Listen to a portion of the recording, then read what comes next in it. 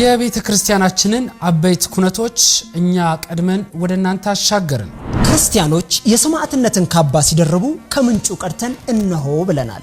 ቤተ ክርስቲያን ላይ የሚደርሱ መከራዎችን ይቁም ብለን ሞገትን። መናፍቃን የኑፋቄ በትራቸውን ሲሰነዝሩብን ሊቃውንቱ ሰብስበን እንደ ቀድሞ ጉባኤያችን ቦሩ ሜዳን አብነት አደረገን። ረተኢት የሆነች ሃይማኖትን ከምንጩ አስጠጥተናችኋል። አዳዲስና ወቅታዊ የቤተ ክርስቲያን ዜናዎችን በየዕለቱ በቀዳሚነት ወደ እናንተ አሻግረናል። ለህፃናት፣ ለአዳጊዎች፣ ለወጣቶች ስንል በፈርጁ አድርገን ስነ ምግባርን ከሃይማኖት አስተሳስረን ወደ እናንተ አሻግረናል። አርያዎቻችን በአብርሃም እንግዳ እገዛ የሚፈልጉትን በደጉ ሳምራዊ ጥንታዊ ገዳማትና አድባራትን በእናስተዋውቃችሁ ብሉያትን ከሐዲሳት አንድም ብለን እንሆ ዛሬ ደርሰናል። ቀዳሚነታችን ሳንለቅ የክርስቲያኖች ድምጽ ሆነን ወንጌል በሁሉም ቦታ እንዲዳረስ ድልድይ እየሆንን እንገኛለን።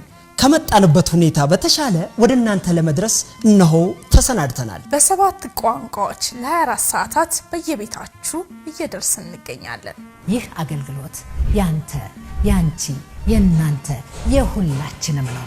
ሁላችንም ድርሻ አለን። ስለዚህ የድርሻችንን እንወጣ። የማህበረ ቅዱሳን ዩቲዩብ ቻናል ለ10 ሰው በማጋራትና ሰብስክራይብ በማድረግ የተቀደሰውን አገልግሎት ይቀላቀሉ። ይህ አገልግሎት ለኛ ትልቅ ነውና ሰብስክራይብ በማድረግ አገልግሎቱን ይደግፉ።